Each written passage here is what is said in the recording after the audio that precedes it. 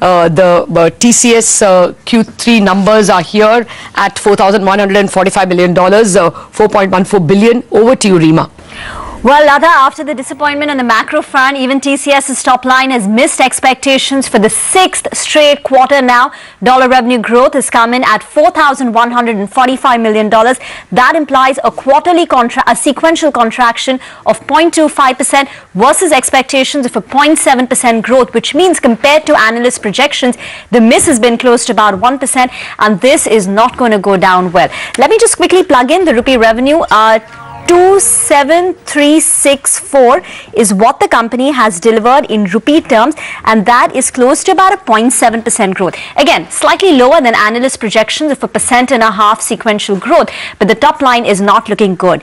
Margins have come in at 26.5%, 26.57%, and that you would say is in line with street expectations. But the street's focus is going to be on the top line. A quarter percentage of 25 basis points contraction on a quarter-on-quarter basis is not going to go down well. And Lada, we have to bear in mind that this stock has anyway been such an underperformer. Today it hit a fresh 52-week low at a level of 2,301, which is the intraday low of the stock. It was the lowest level that we've seen since 26th of June 2014.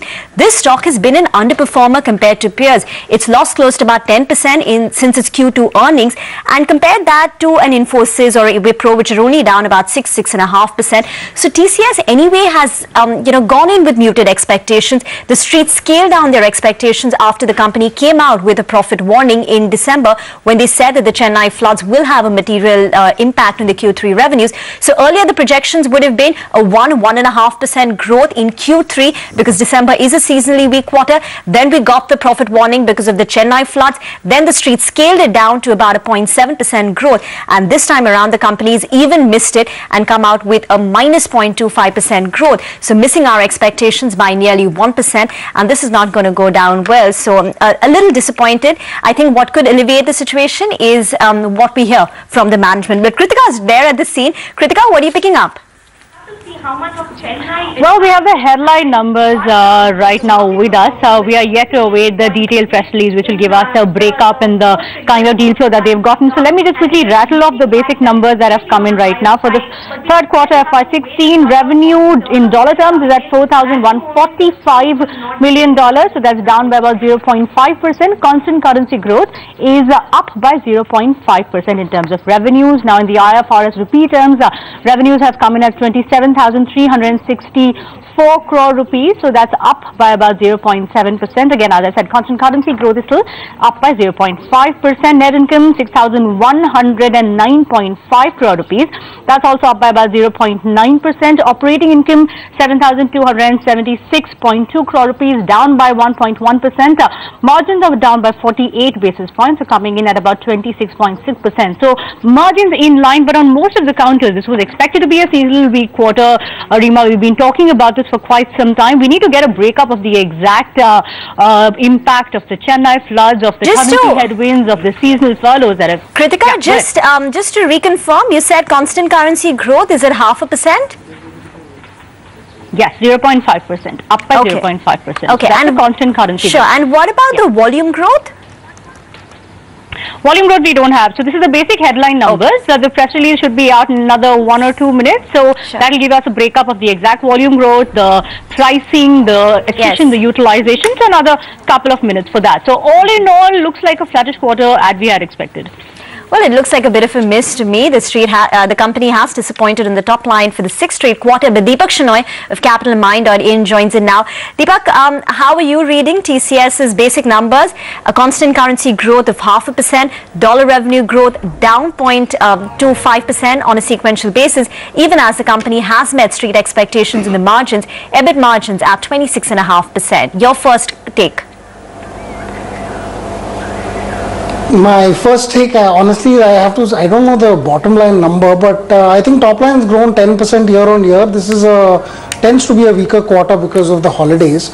So sequential, comparison may not make sense. But yeah, I mean, dollar revenue down is some kind of a negative. But I think with the amount that people were expecting, this is probably going to be higher, a little bit higher than expectations. I have to see the numbers, the final numbers and the Deepak, you wanted the bottom line number. Overall, I think.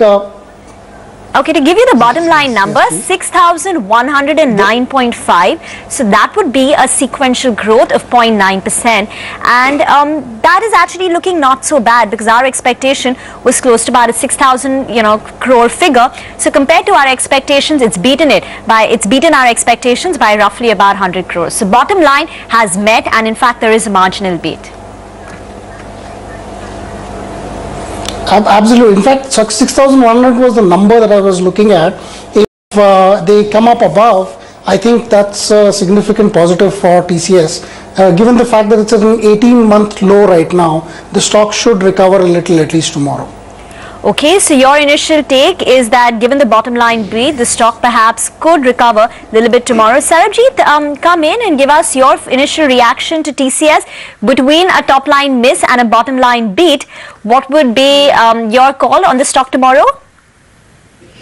Tomorrow it will definitely depend on many factors, because as we know, this quarter has been extraordinary. As it is, it's a softer quarter for any IT company, more so for TCS. And with Chennai thing happening, I guess it's deteriorated the performance. So I think it's a kind of extraordinary as far I'm concerned on the top line front. So definitely it's a miss nonetheless. But surprisingly they have still maintained the margins and still so I need to look into volume number and other factors. I think apart from margins, I think other income has played in terms of net profit being higher than what was estimated. So I think these are variables. So the missing variable apart from margins and other income, I guess, would be volume. So I think that will complete the picture for the current quarter numbers. And I think rest is I think it will be viewed as extraordinary quarter definitely. But wasn't that factored in, Sarabjit? Didn't we know about the Chennai floods? Didn't we then not come out with our expectation?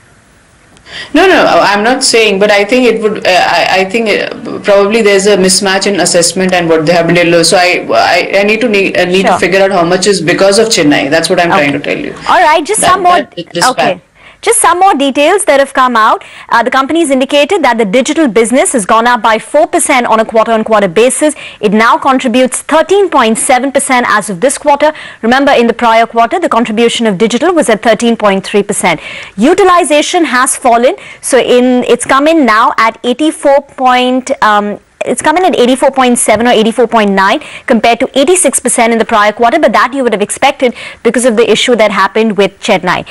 The company's constant currency revenue growth is at 0.5%, but if you look at the international business, constant currency revenue growth has come in at 1.1%. The company has seen 9 key wins. 3 of them are in North America, 3 in Europe, 2 in Latin America, and 1 in UK. And client mining continues to be fairly good. So in the $100 million revenue band, it's gone up by 1.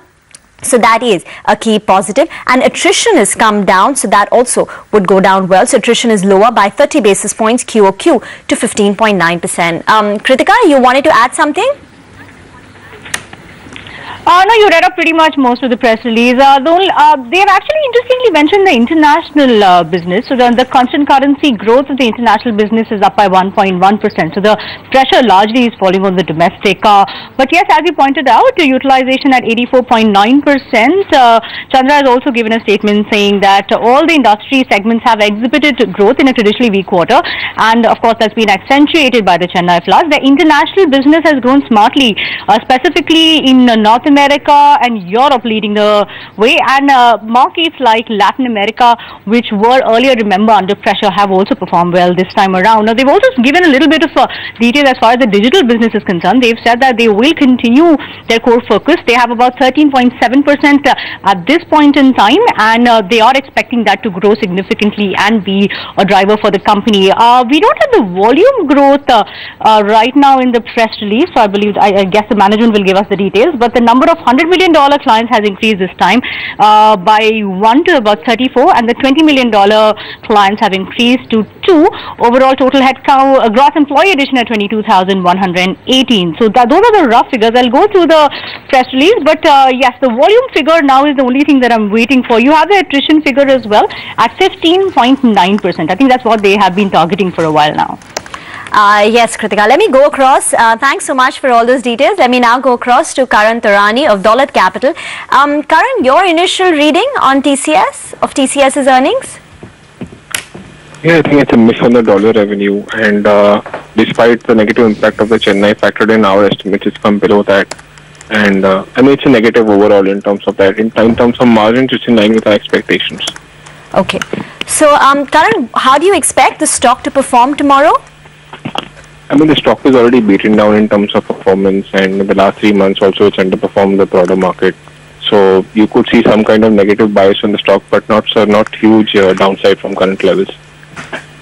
Okay, let me just try and get some more details. We've been trying to calculate what the geographic growth is in dollar terms per se. North America has gone up by 1.25%. Latin America has bounced back. In fact, the company in its commentary last quarter had also indicated that the headwind, which was the headwind that they saw as, Latin America as a headwind, is not going to be there anymore. So at least the issues in Latin America had gotten resolved. And that's bounced back with a 16% growth on a quarter-on-quarter basis.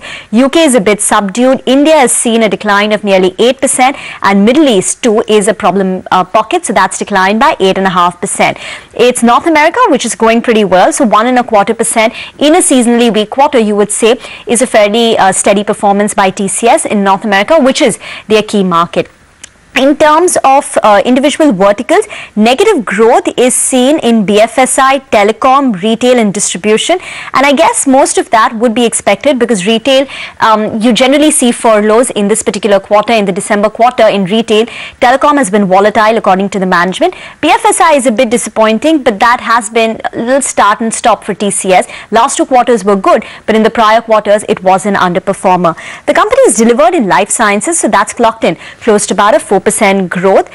So those are some more details. But net, just in case our viewers have tuned in now, TCS has reported its Q3 FY16 earnings. It's missed the analyst projections on the top line. Dollar revenues have contracted by 0.25 basis points versus expectations of a 0.7% growth. And the disappointing bit is TCS has missed, street expectations for the 6th time on the top line. I know we quibble over just a couple of $1 million, but when you are given a 17 times forward PE multiple, I guess even a few $1 million do matter. The company has largely met street expectations on revenues, on margins. Profits are slightly higher than street expectations, coming in at 0.9%. Talking about the internals, there are a few positive. Client mining is, going on in a pretty good rate. Last quarter, in the large bucket of $100 million, they added 3 clients. This time around, they've added about 1 client. Attrition, after rising for 7 straight quarters, has inched down marginally to 15.9%. And that would be a fairly good performance. And North America has also delivered. In fact, it's beaten expectations. So the company's delivered about a 1.25% growth in the big market of North America. The question is, given how much TCS has already underperformed the markets, its peers as well. Remember, it's lost 10% in the last 3. It's lost 10% in the last 3 months. It is sitting at a fresh 52-week low. How much of the bad news? How much of the slight miss, I would say, is already priced in? So that, I guess, would be the $1 million question, which will be answered only tomorrow. Karan, anything in the internals which gives you comfort? No, nothing from the prima facie look. Nothing gives me comfort as such. It's a muted quarter, yes, and slightly lower than expectations. Okay. Do you have the volume growth figure? No, I don't have the volume growth figure as yet.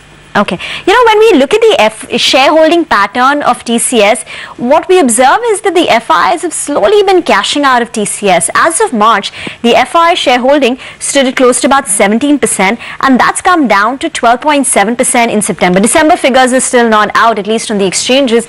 Are you getting the sense, because of the niggling issues in their portfolio, FIIs are losing patience with TCS, and we could see more outflows from institutional holders? Yeah, I mean, there's a consistent underperformance from TCS over the last 5 to 6 quarters, and Infy has been outperforming TCS. So you are seeing that kind of change from moving on from TCS to Infosys. Okay, stay on, Karan. Deepak, it's you've had a little more time to go through it. Anything else that you would like to add?